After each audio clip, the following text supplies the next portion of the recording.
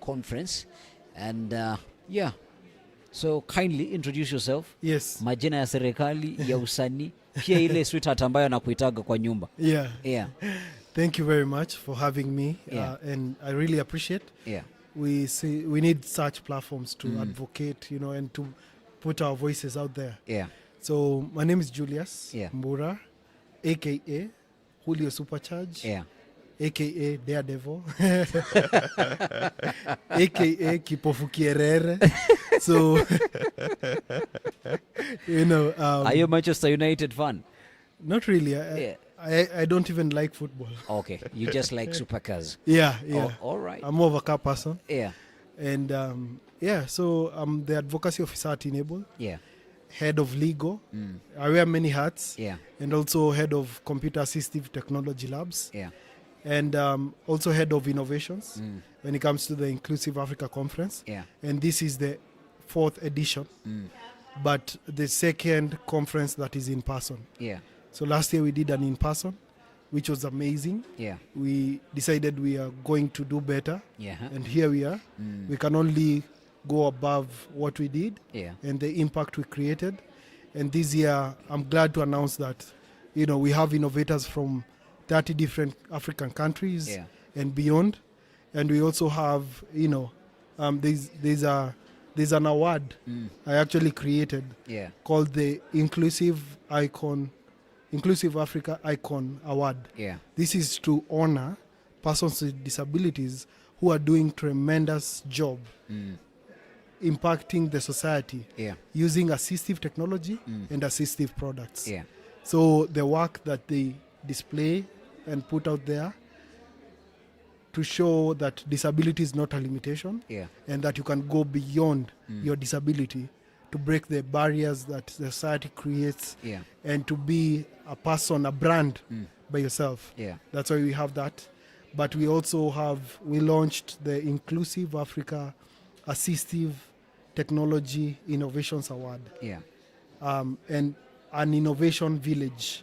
So we launched the village. Yeah. It's sort of like innovators showcasing their work and having to share with venture capitalists, funders, and also like-minded individuals in their field. Yeah. So the conference is supposed to give a platform to share information, but to also advance these conversations and also improve on whatever we are doing. Last year we launched the first ever ICT accessibility standard, which is the KS 2952. Yeah. It's supposed to give guidelines on how products and services from government to private sector are supposed to comply and have accessibility built in them, and to also consider reasonable accommodation for persons with disabilities. And I am happy to announce that this year we even had a closed door roundtable, panel for the developers, key actors, and government representatives to talk about the implementation, because we rolled out the implementation, but it can't happen overnight.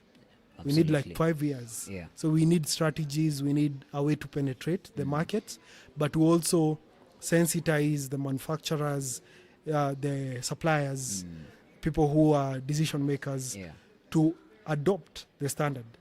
And the key aim is to promote disability inclusion, disability mainstreaming, and to improve on disability digital accessibility. Yeah. Because for the longest time we've been grappling with questions of why don't we have systems that are inclusive? Why don't we come up with ideas and innovative ways to make sure that when you have a system, an app, a website, platform, a portal, whatever, you make sure that persons with disabilities are not an afterthought. They are part and parcel of the whole process. Yeah. So that you don't start talking about cost implication when you're trying to break the walls to build it up again. Yeah. Because that's double work. Yeah. So when you make things accessible from the onset, you actually do justice not only for the users, but even for the developers to have an easier time on how to make it better, to even incorporate everyone. Yeah. And that is the spirit that we want to spread all over, not only in Africa, but all over the globe. Yeah. Because disability is not unique to Kenya. It's not unique to Julius. It's a universal issue. And accessibility is an universal language that is supposed to be spoken by everyone. And on whatever capacity that you are on, you can still promote. And if you commit yourself to eliminating a barrier, you go an extra mile to making sure that the generation that is coming up of persons with disabilities, they will be proud in their own skin to know that we thought about them and we listened, and there is no disparity of us versus them, because nothing like that. Interesting there. And there are so many things that you've said in an introduction, but let me sort of take you back. Give us a little bit about background about Enable. Enable. I was interacting with a few people, and they're like, why the word Enable or the naming Enable? Enable. Yeah. And obviously it would mean so many things in grammar. I know. Yeah. I know. But why exactly the name? So the name Enable. IN is actually lowercase. If you've noticed. It is. And able is capital. It's capital to emphasize on ability. It's capital to symbolize that despite these different disabilities and diverse challenges, you still have the innate ability in you. And the in is supposed to symbolize and show that the ability that we are supposed to be concerned with is not the outward. It's actually inside ability. And I know we talk about disability is not inability. So this is not the inability that we talk about as a negative. This is the positive inward ability. And that's why the distinction of in and able is supposed to be there for you to understand that the inside ability matters more. So we empower potential. And potential is only from inside. And once you quiet all the noises in you, you start, coming up strong with parameters of what makes you to be a distinct individual. Then you start harnessing on your skill set, your talents, everything that you're passionate about. And you go over and above what you're even like set out to. And, the society will give like a snapshot of how you're supposed to be, and the culture that you were coming from, very dominant culture of trying to destroy your sense of self, sense of belief. It's supposed to sort of like put you in a cocoon and show you that you're not able. And that's why Enable empowers persons with disabilities through assistive technology and digital accessibility, and going over and above to show that you can do all this from a foundational level. And that's why we started with the schools to sort of give that nice background. And foundation is everything. So if you start training the kids on adaptive computer assistive technology, they grow up knowing that everything that they've been told is out of reach is actually in reach. Yes. And I am a beneficiary of the program. So I interacted with Enable when I was in school, School for the Blind. And here I am. I transitioned from high school, from doing pure braille to using a computer with a screen reader to the power of computer skills that we are trying to spread. And now we are not talking about visually impaired and blind only. We are spreading out, spreading our wings, scaling up, and going over and above to engulf all disability communities to make sure that we understand that disability matters are not, the minute, challenges people would think. To have a disability and to conquer, that's a pride. And to also go towards your aspirations, finding what you resonate with, to ignite your fire within you. That's something we need to unlock. And that's why I mentor kids with disabilities to show them that, your disability is not supposed to define you in any way. As a matter of fact, you're supposed to show people it's actually a strength. For lack of a better word. With my blindness, I've done things that people can't fathom how I actually operate. And I did that because I found my voice, I found my spirit that had been suppressed by the fact that I was very negative at the beginning and listening to people, which actually affects your self-esteem, sense of awareness. But once you start breaking the barriers and moving away from your comfort zone, you actually get exposed and you surround yourself with people who take you inside yourself to points you can't reach by yourself. Yes. Interesting there. Yeah. You, this year, at the conference, Enable is celebrating 15. Yes. What are some of the... Definitely, it will be a proud celebration given that you encountered Enable while you are in high school, and you are leading more than 4 departments in the organizations right now. That is definitely a big celebration, a big thing to celebrate. But beyond that, what else do you think that really stands out when Enable is turning 15? So when Enable is turning 15, there's a lot to be proud about. There's a lot to reflect on. And the first thing I would say is the computer program, the computer assistive technology program, because that is the core of what Enable stands for. And we are now established in 8 schools for the blind across 4 counties in Kenya and looking to expand. Then the second thing I would say is the conference.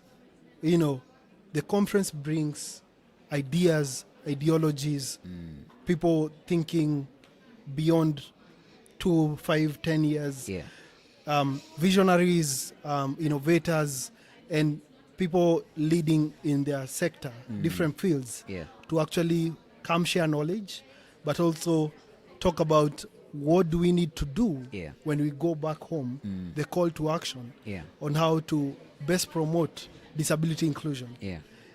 Then I'd say the third thing is so there's the conference, and the conference is supposed to bring the whole umbrella and the whole conversation. But we actually launched the first ever ICT accessibility standard. It's not a small thing. It's indeed, first of its kind in Africa. That can tell you a lot, and it holds so much on giving guidance on what needs to be put in place for compliance when it comes to digital accessibility, when it comes to inclusive employment, when it comes to products being in a way that when it comes from factory, Julius can use it. When it comes from factory, someone who's deaf can interact with it. And having services that are custom and not custom made, but are looking at equality. Yes. Interesting. Universal language.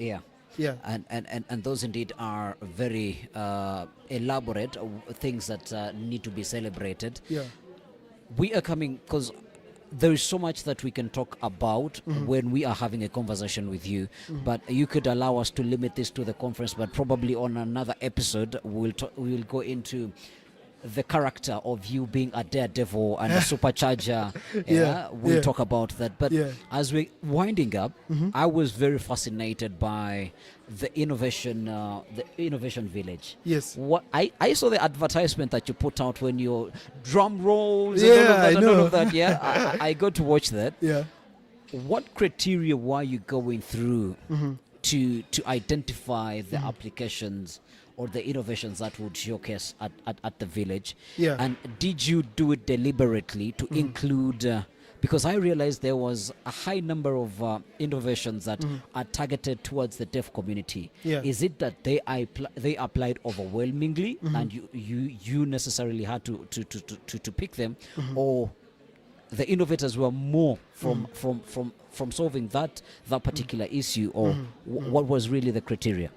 So the criteria was towards accessibility and making sure that persons with disabilities get innovative ways of delivering and being one with the community, not excluded, because we don't live in isolation.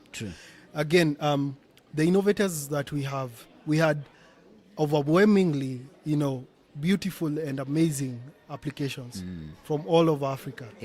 And we had a panel of judges. They took actually more time deliberating on which innovation should come. Because, we are funding the innovators to come and we are actually hosting them locally, from different countries for the 3 days, actually 5 days, because there is the arrival date and the departure date. But I'd say with the innovations, we were not looking at particular innovations. We were being very open to new ideas. And even the innovations that are there, even if they are for particular disabilities, if you find like 2 that are looking at blindness, they are very unique in themselves. One is very separate from the other. You wouldn't say that they are like the same. They are like, or they borrow from each other. They might borrow from each other, but what they are looking to solve, totally different. So it got to a point where we were actually even battling. Do we cut this number to reduce it? Because if you look at it, we really wanted to have everyone. But considering other parameters like space, budget, constraints, all those, if you put that, and we still have the conference, a bigger conference, because the Innovation Village was like an event inside an event. An event, definitely. By its own. So it had its own brain moving, and I was privileged to design the whole thing. Because it's a source of pride to know that we are bringing all these young minds to show us where we need to be and the gaps that are there. So the criteria did not favor any particular set of innovations or tried to give like a particular path to like a theme. The whole theme is supposed to be quality and final quality products for persons with disabilities, and even without, because we are encouraging the innovators not only to look at products that will benefit persons with disabilities, but anyone else. You can have a disability, but you understand a gap and an innovative way to actually close that gap. Why not go for it? Interesting. Where next? Next is going bigger, and I'm talking about looking at even implementation and execution of, because most of these innovations are actually on like beta stages and prototype stages.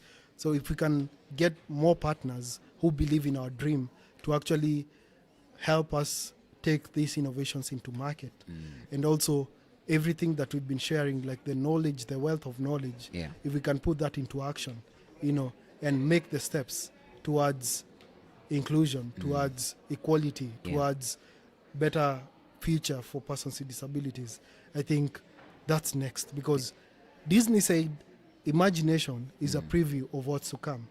We've imagined of a brighter future. Let's see it happen. There's no limit. The limit can only be in your heads. Yes. Is there anything that you'd even like to add on, based on that nugget? Because I believe that is very strong right there. I'd say we are not defined by our disabilities in any way, and the disability space, it's the next big thing.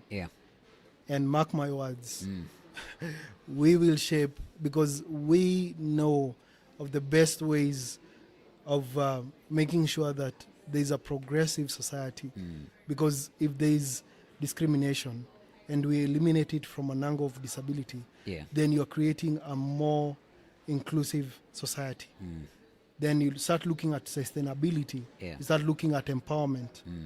That right there, we are the trendsetters. And for persons with disabilities, I'd urge you to come out stronger. Don't think about your disability. Don't amplify on your challenges. Don't be a victim of your circumstances. Use it as a strength.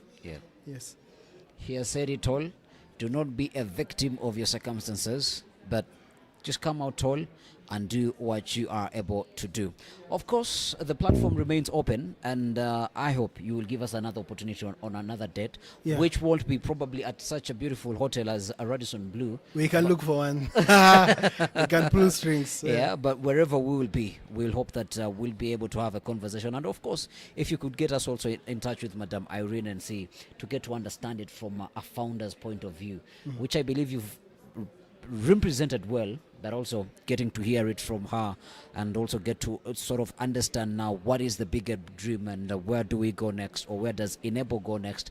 I think that will be pretty beautiful. Thank you very much for the time, and wishing you the best during dinner. Thank you. Looking forward to it. All right. Yeah. Thank you very much, guys, for watching, and see you in the next one.